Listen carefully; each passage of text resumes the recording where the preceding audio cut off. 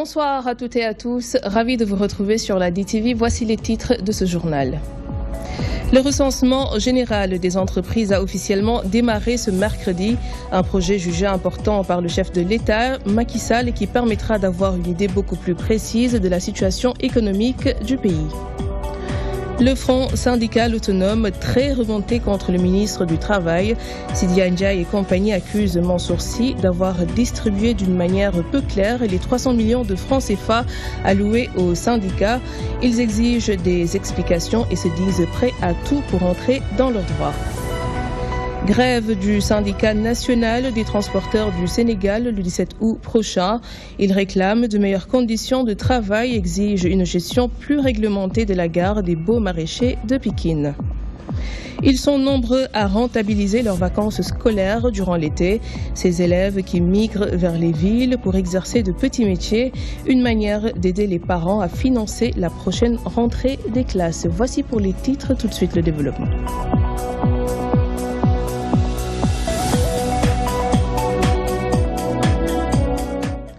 Nafingom Keïta a tout faux, c'est l'avis du porte-parole du gouvernement. Selon Seydou Gueye, l'ancienne présidente de l'OFNAC a été nommée le 25 juillet 2013 par décret et ce mandat est arrivé à terme ce 25 juillet 2016. L'on regrette dès lors les tentatives dites de manipulation de l'opinion publique. Plus de précisions avec Fatou Bintou Diaye.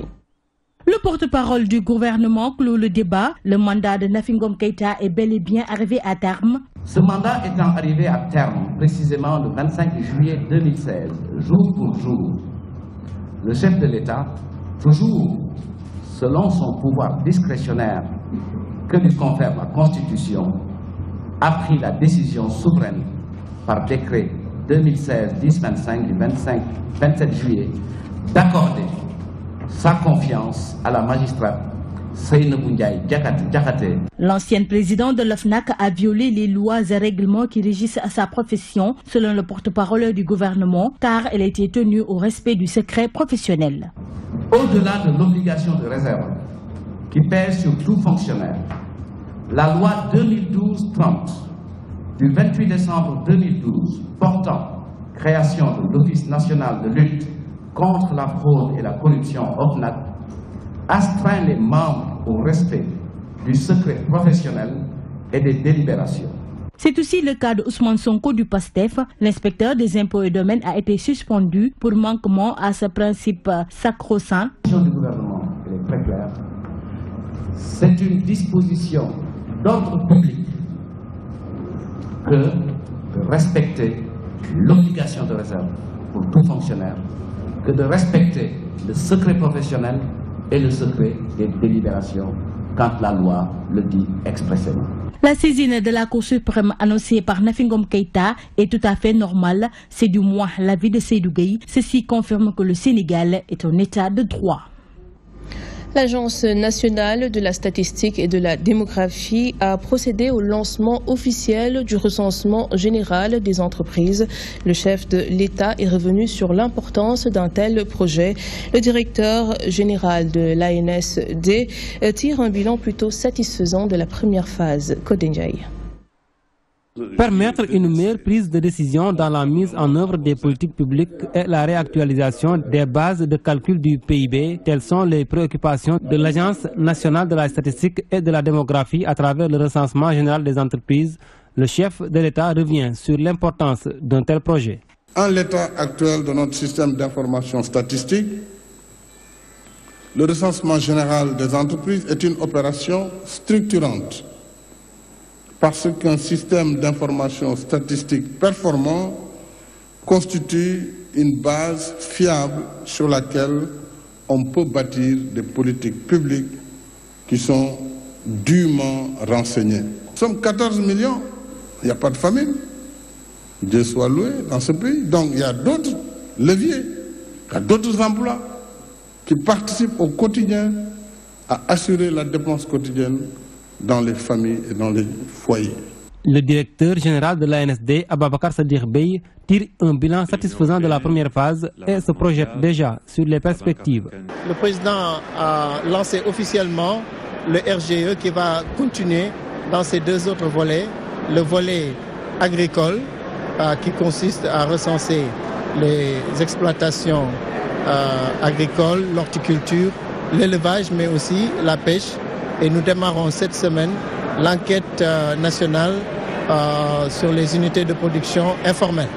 Toutefois, des réticences ont été notées sur le terrain. Le DG Ababakar Sadikh Bey déclare que la communication sera renforcée pour plus de collaboration. La perception que le recensement que nous faisons est un exercice de recouvrement fiscal, mais aussi des pesanteurs culturelles simplement par le fait que beaucoup de chefs d'entreprise ne veulent pas déclarer les niveaux de leurs activités. Et il faut donc qu'on continue notre travail de communication. Plus de 1200 agents enquêteurs vont sillonner le territoire national à la recherche du bon chiffre, avec comme objectif renouveler la base des chiffres concernant les entreprises qui datent de 1999. Subvention des centrales syndicales, le Front syndical autonome accuse le ministre du Travail de détournement pour Sidina Ndiaye et compagnie. Mansour Sy a distribué dans une totale opacité les 300 millions de francs CFA que le chef de l'État a alloués aux syndicats en guise de subvention. Il demande ainsi au ministre de s'expliquer sur cette nébuleuse et n'exclut aucune forme de lutte pour entrer dans leurs droits. Ousmane Ba. Les travailleurs du Front syndical autonome accusent Mansour Sy, ministre du Travail, de détournement de subventions estimées à 300 millions de francs CFA alloués aux centrales syndicales. Comment on peut prendre l'argent des Sénégalais parce que je dois préciser que l'argent, ce n'est même pas 300, c'est 900 millions. Parce que c'est une première tranche de 300 millions, il y aura 600 millions. Est-ce qu'on peut accepter dans notre pays qu'on enrichisse des directions syndicales? Parce que c'est à cela que ça ressemble. Donc Mansour Sy, qu'il se le tienne pour dit, il n'y aura pas de répit. Selon le coordonnateur, aucun arrêté n'a été publié portant répartition de ces fonds. Est-ce que vous avez vu un arrêté portant clé de répartition de la subvention? Vous ne l'avez pas vu? Cependant, ces travailleurs du Front syndical autonome, qui regroupe 15 centrales syndicales, n'excluent pas de dérouler un plan d'action pour se faire entendre. Nous allons saisir le président de la République pour son arbitrage. Deuxièmement, nous allons porter plainte contre Mansour Sy pour détournement de fonds jusqu'à ce qu'il nous produise des documents officiels qui attestent que ce sont ces quatre qui doivent en bénéficier. Troisièmement, nous allons, si ça continue et qu'il n'y a pas de réaction, porter plainte contre le gouvernement du Sénégal au Bureau international du travail. Ces travailleurs du Front syndical autonome comptent bien aller jusqu'au bout dans cette lutte. Aucun détail ne sera négligé, préviennent-ils. Le secteur informel génère au moins 600 milliards de francs CFA dans l'économie de notre pays. Déclaration du ministre du Commerce Alioune Sarr qui était ce mardi à Guédiawaye pour le lancement de la caravane des PME. Une caravane donc initiée dans le but de promouvoir les petites et moyennes entreprises. Un compte rendu signé Abdoulaye Wanyonga Ibrahim Otogola.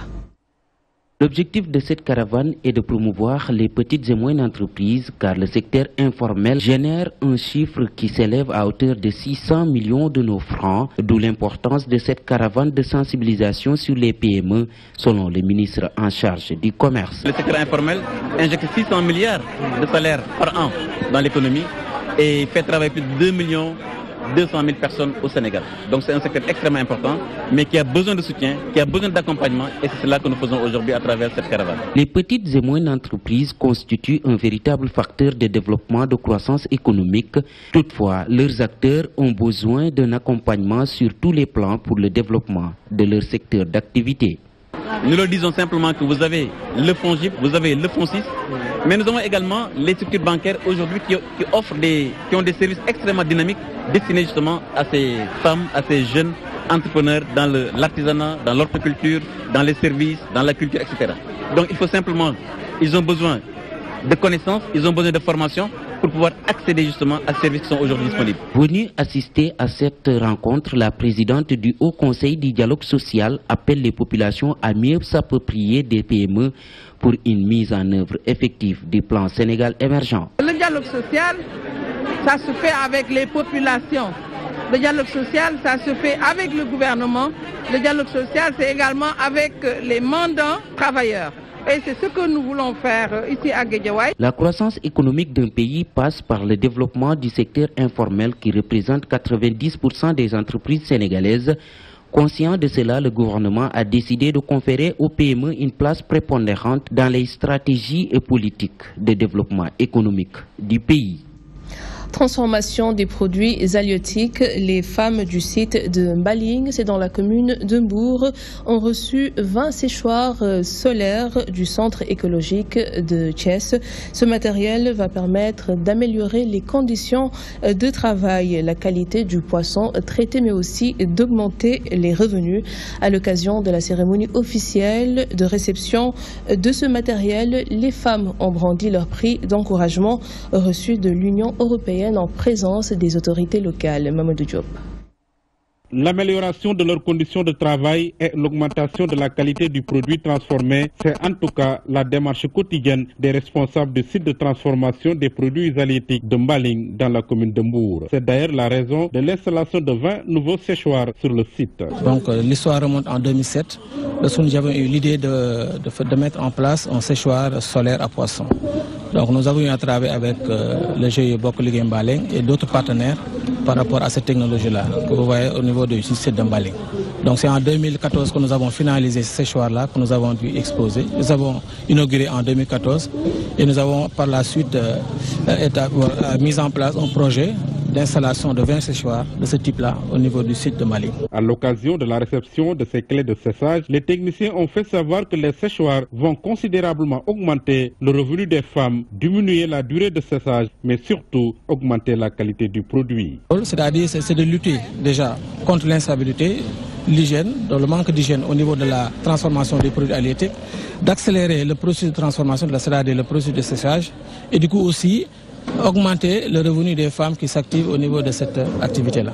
Apparemment satisfaites, les femmes de Mbaling ont fait savoir qu'elles rencontraient d'énormes difficultés dans leur travail. Nous avons eu beaucoup de difficultés parce que, comme vous voyez, le site de Mbaling est à quelques kilomètres de Mbour.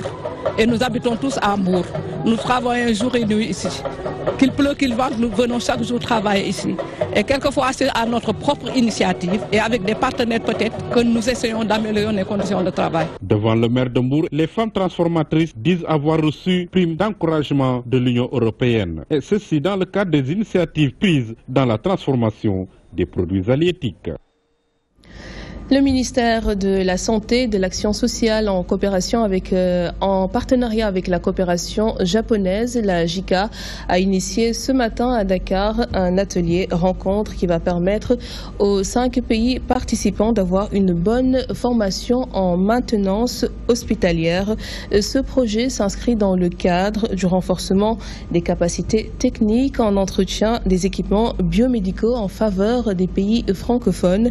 Une visite dans les différents hôpitaux est prévue à la fin de cette rencontre. Plus de précisions avec Ababakar Sadir-Top.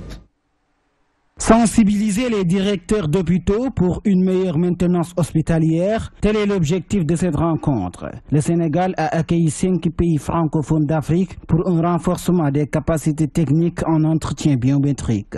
Aujourd'hui, nous sommes réunis ici à Dakar pour la tenue d'un atelier international sur la sensibilisation des directeurs d'hôpital sur la maintenance des infrastructures et des équipements. Et donc, ça regroupe aujourd'hui le Sénégal, le Djibouti, la Guinée, le Niger et le Togo. La coopération japonaise JICA, en partenariat avec le ministère de la Santé et de l'Action sociale, a apporté son appui pour une bonne formation des acteurs de la maintenance hospitalière. Depuis 2008, nous appuyons le centre de maintenance hospitalière à Diourbel.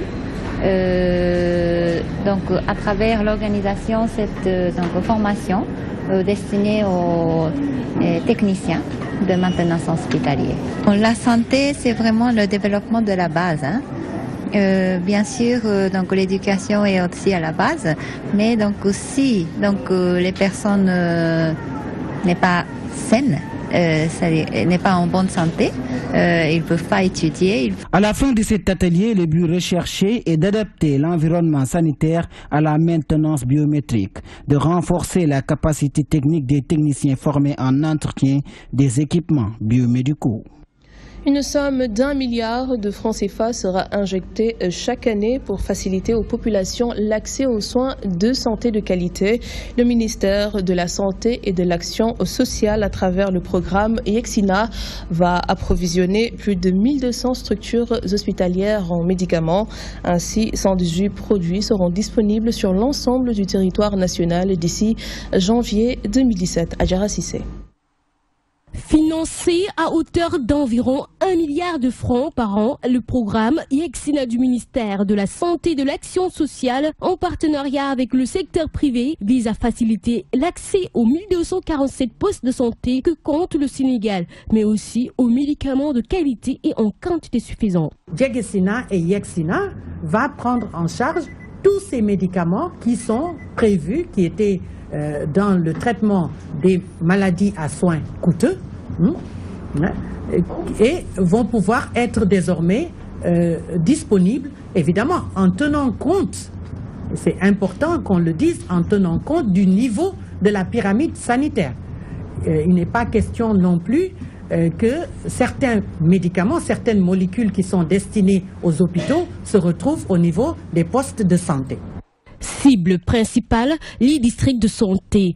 Ainsi, cette stratégie qui n'est que la 3e phase après le programme YEXINA permettra de lutter plus efficacement contre la vente illégale des médicaments de la rue. Sécurisation, oui, parce qu'à partir de YEXINA et de YEXINA, la PNA a l'entière maîtrise de la chaîne d'approvisionnement des médicaments. Et ça, c'est vraiment une des solutions majeures pour éviter les dérapages des médicaments de la rue. Le lancement officiel est prévu ce jeudi à Mbao. Il va couvrir d'ici janvier 2017 toute l'étendue du territoire national. Grâce au programme YEXINA, le Sénégal des profondeurs sera touché malgré l'absence de pharmacie régionale d'approvisionnement dans des régions comme Kédougou, Kaffrine et Sédhiou. Avec la fermeture des classes, certains élèves ont trouvé des astuces pour rentabiliser leurs vacances. Ils regagnent les grandes villes pour exercer de petits métiers, mécanique, travaux domestiques, commerce. De telles activités vont leur permettre de soulager les parents et assurer les inscriptions et les fournitures scolaires à la prochaine rentrée des classes. Sorna Kaloga.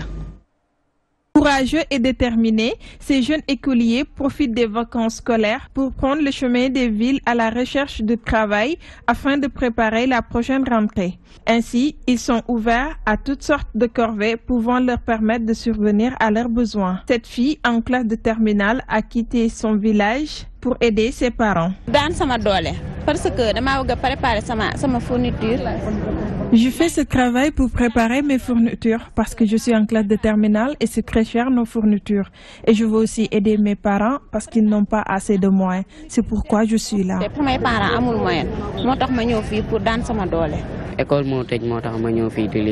Je suis ici en train de travailler parce que l'école a fermé ses portes pour préparer l'ouverture prochaine. Ici, je travaille comme mécanicien. Je le fais pratiquement toutes les vacances. Il s'adonne à de petits métiers, histoire de collecter des fonds pour alléger les parents côté inscription et fournitures scolaires à la rentrée.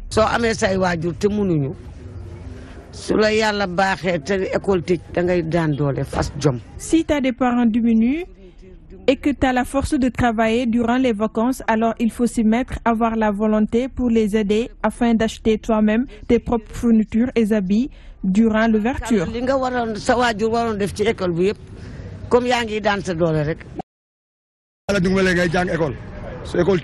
Une fois que l'école ferme ses portes, il faut amener son enfant à apprendre un métier. Comme ça, à l'approche des ouvertures, il peut aller faire ses cours de vacances tranquillement.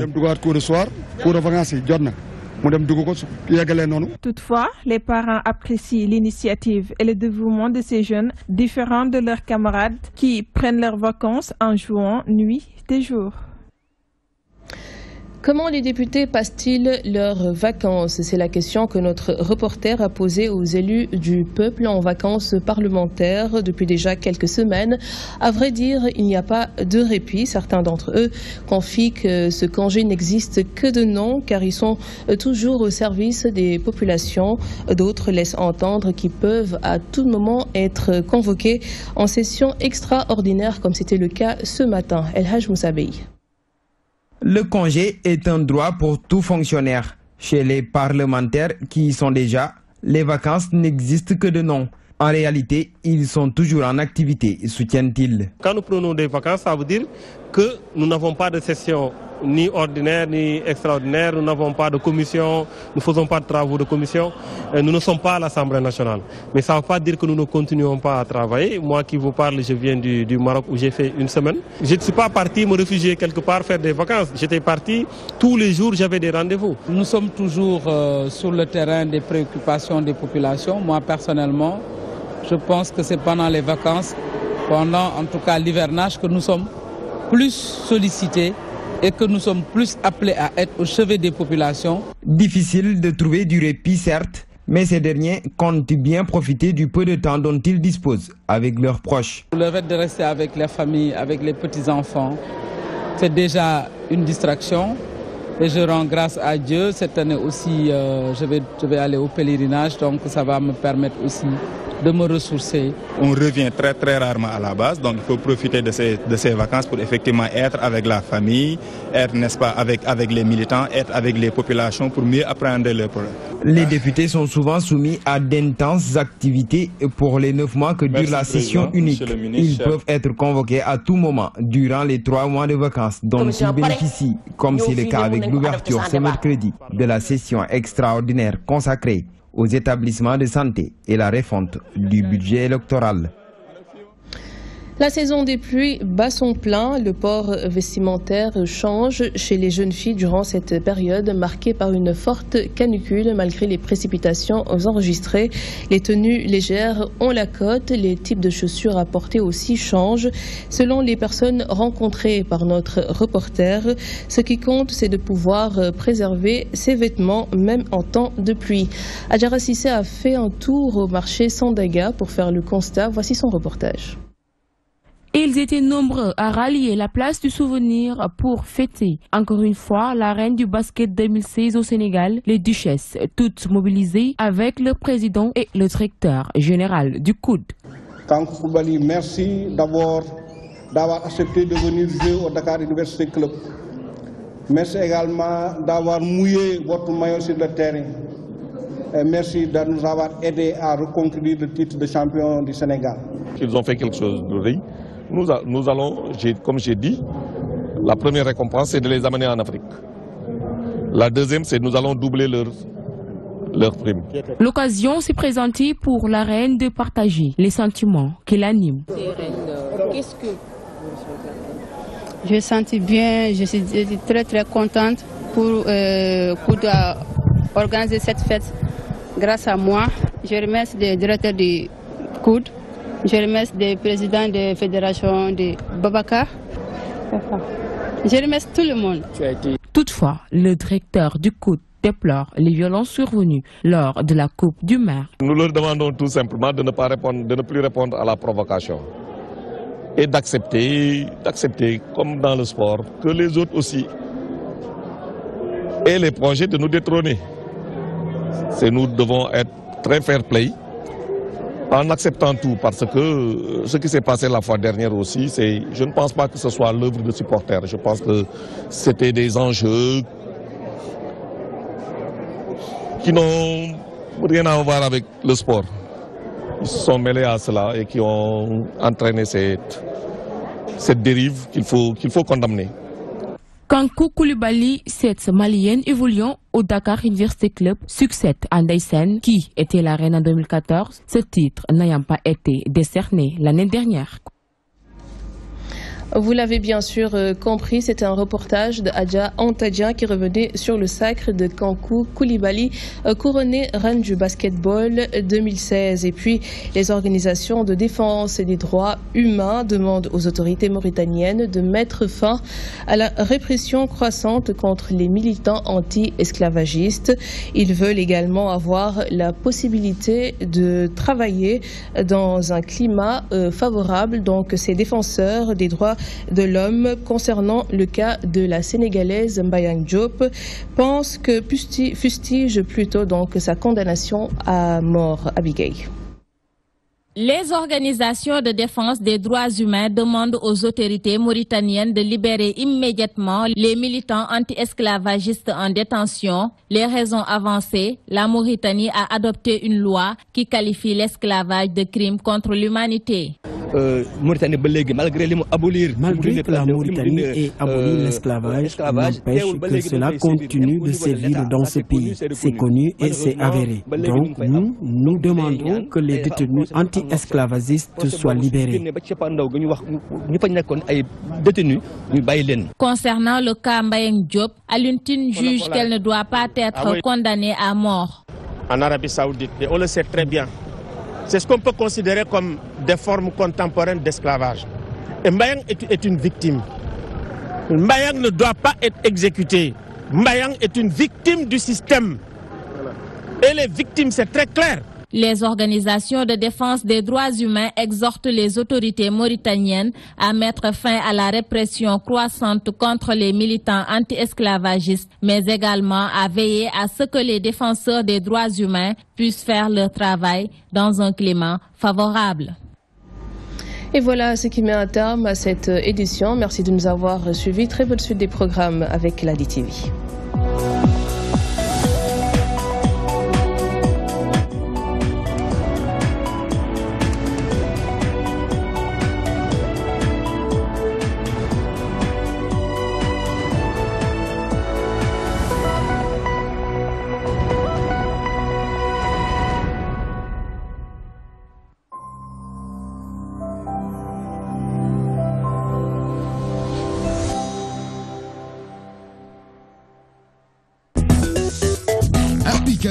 DTV. La magie de la télé vous suit partout dans le monde avec son nouveau service disponible sur les supports Windows, iOS, iPhone, Android et tablettes. La DTV sous vos yeux partout à tout instant. Avec la DTV, vivez la magie de la télé.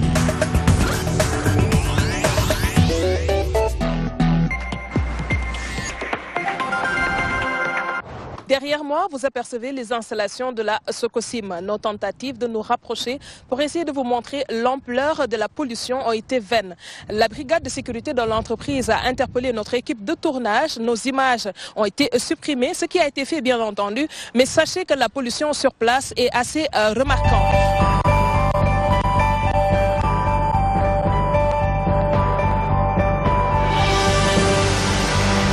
On ne peut pas supporter toute cette pollution-là. Il y a la Socosim qui est là. Il y a deux centrales qui sont installées ici à Bargny. Et nous les populations bargnoises. Socosim nit ñi la yàq doog a jëm ci kër yi di indi felir ni muy fell kër yi noonu lay fell xol yi di fell xalaatu doomu aadama yi ndax boo xalaatee xale yi élèves sax ku ci xalaat ba jàng dugal dara sa bopp bu min bi dóoree.